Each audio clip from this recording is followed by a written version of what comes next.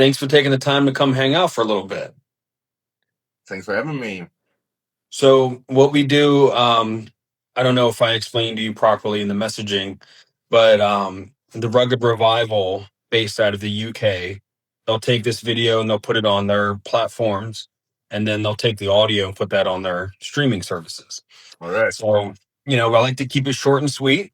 So, again, I appreciate you carving out some time, and I know you're 6 hours ahead from me. So, are you winding down your workday now, or what do you have Yeah, going yeah. on?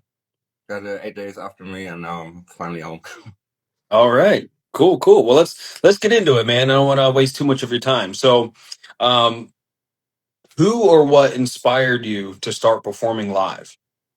Do you mean it in general to perform live with bands or to go solo? Well, I guess when you first started playing music, and you said, you know what, I want to take this to the stage, whether that be with yourself or with a band. All right. I guess it's really important for me was skateboarding. When I started, like about when I was 12 years old, I started skateboarding, and it was exactly the same time when the Tony Hawk games came. And then it was like listening to all the music of the soundtrack of Tony Hawk. And so I thought I need to buy a guitar, and my father thought the same and gave me one. And I didn't know how to play one chord, but I formed a band, of course.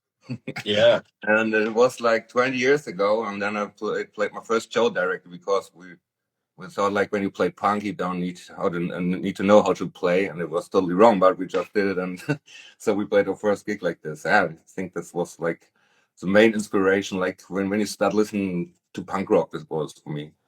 Yeah, that's right. I think there's a lot of parallel with growing up listening to punk music and then eventually getting into more like outlaw country and things like that. I think there's a strong parallel. Yeah, of course. Um, okay, so let me ask you this. What do you think is the biggest difference between the German country scene and the American country scene? To be honest, I don't know because I'm not in any kind of scene here, Hmm. and I would like to be in some kind of scene. So 2 weeks ago, I've been at a country fair in Erfurt, and it was Okay. the first time I met like other German country artists.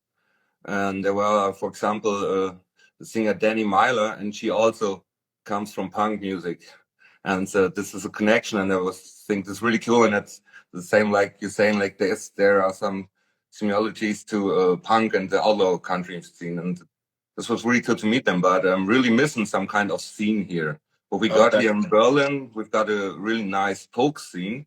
Hmm. That's cool, but not really this country scene in Berlin. They don't in Germany. There is a scene, but what I recognize the most is when I see like artists from the States when they come over. They mostly go to the UK, to Scandinavia, and the Netherlands. And when you got luck, when they cross Scandinavia to Netherlands, they do one stop in Hamburg. Like this year, there was Hannah Juanita and Jesse Daniels, and so I really would like to see them, but it was all on Wednesdays and Thursdays where I couldn't go there for a weekend trip to see them. And so I'm really looking forward to get something more of this scene in Berlin, so we can do shows like this here too. Okay, so you're still building a bit of a scene there. So, I mean, I guess I would consider you more of a pioneer. You're still kind of the flagship performer of building your local scene. I think that's fantastic. Yeah, Um, that's how it feels right now. But so when I'm playing there, I'm happy when there are 10 to 20 people, and I'm super happy when I'm playing in Berlin. And then because I was thinking about like doing a little one-day festival to get some more of these artists, and even if not only the German country artists who are more into this outlaw stuff, to bring them together and play them. But it's always difficult because you don't know how many people in Berlin are interested in it. But at the same time, we got like do you know the country to country festival C2C? okay. It's also based in Berlin, and there like last year there were the headliners were Midland and Laney Wilson. So they got all the big names, mm, and then the people from all over Germany came over for this festival. Okay. So maybe the biggest difference there is that America already has such a huge established scene, Yeah. both underground and mainstream. Whereas where you're from, particularly, you're still very much building that scene. I think that's really cool. You're part of something really important, and I think it's important that you keep doing what you're doing. Um, okay, so moving on, how has the American scene inspired your music? That's I would say the most inspiration comes from the American scene, Okay. especially Charlie Crockett, Nikki Lane, Margot Price, Sarah Farrell. It's so important for me because when I heard them for the first time, like I heard Nikki Lane and Margot Price like 10 years ago for the first time because my ex-girlfriend was really into that and also got there for a visit to Nashville and was really into it. And I was more like at this time, I'm a hard rocker. And then I heard this. Oh, that's so cool. That's catchy. But it's also country, and it's what was directly got me with this music.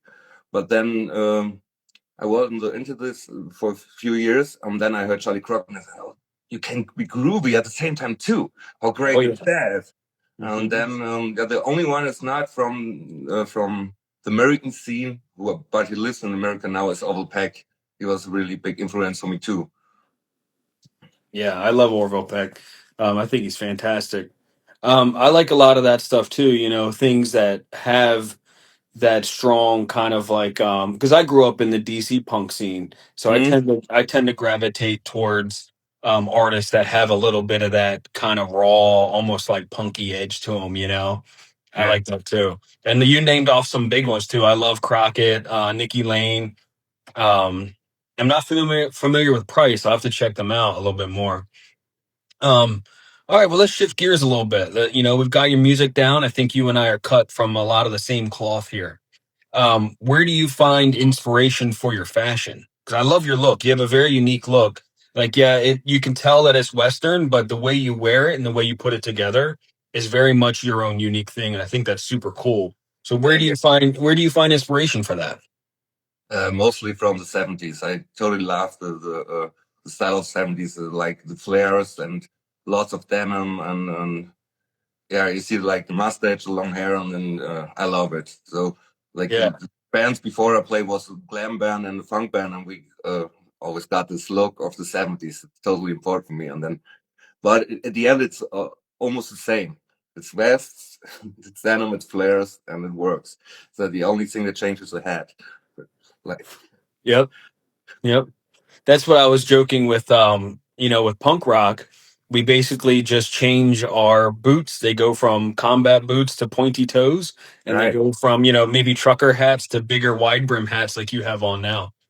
Um, yeah, it's really cool. I've that's one of the first things I noticed about you when I came across your page on Instagram was I'm a hairstylist barber by trade, so I'm immediately drawn to someone's look first. So when I saw you, I said, "Oh, I like this guy." And maybe a little bit of a Lemmy inspiration there for you from Yeah. Motorhead a little bit. um, okay, so yeah, I think that's awesome, dude. What is your favorite on stage outfit? Say you have a big show and you want to look your best. What's your favorite look? I'm looking forward to play a big show one day. Then I will looking forward to have a nudie suit or something. But right now, when I play the smaller shows, I really like denim, like Yep. blue jeans, the Canadian tuxedo. That's the best. Awesome. I love that. And my white Stetson, and I'm happy. Yep. That sounds great. I can see you playing some much bigger shows down the road. I believe in you because I love your music. Um, Thank you. okay. So, look, we're coming to the end here. I've only got two more questions for you. So, let me ask you this. You're on the burgeoning scene of something in Germany, right? You're on the forefront. That's fantastic. Where do you see the future of Western fashion going where you are now?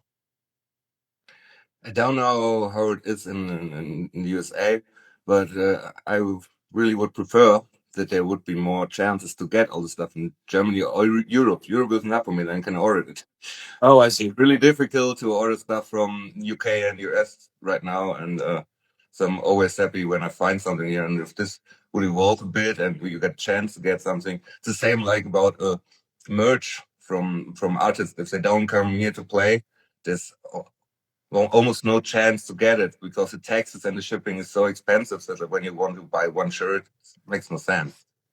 I see. Yeah. So maybe the future looks more having more open access to Yeah, the that would be great because like we live in a world where we can like do this yeah. chat right now and it's no problem, but it's so difficult to get stuff. But everyone is ordering all the time, but then we've got the like orders that don't get it. So there are much bigger problems in the world. But when it's about fashion, and you ask me this, that's a little pity that we don't get it so easy. Yeah, I understand what you're saying. And that's what is one of the many my bulldog is attacking me. One Hello. of the the cooler things with the modern world, is that, I can look at your music on Bandcamp and we can access that. Yeah. But yeah, I've run into that as well, ordering things that were from overseas from us and running into that problem. All right. Well, I don't want to take up too much more of your time because I know you probably have some dinner waiting for you. Do you have anything you would like to promote? Do you have a new song or album? Maybe some shows coming up? Um, yeah, I released a few singles the last year, 10, and then I thought it like you got a chance on the streaming platforms to combine it to like an album kind experience. So it's called Full on Fire Singles One. So check it out on the streaming platform, your choice. And for the Berlin people who maybe are to see this live, I play on Friday at a hairdresser called Wild Hair. So All right. That sounds awesome. yeah, the best job in Berlin, maybe in Germany. So, is all of that music available on Bandcamp? Yeah, in Berlin too. Yeah, and on Okay. all the other streamers too. Yeah. Very good. Well, I will continue to promote your music and repost as much Thank as I you. You did can. a lot before. Thank you. Yeah, I love your stuff. So maybe one day we'll have you out here That would for be a big great, man. show. We'll keep working towards it. Don't Well, stop believing. Mr. Berner, I appreciate your time, and I'll let you go, but we'll talk again soon. Okay? Also too, man. Thank you. Thanks, brother. Bye. Bye.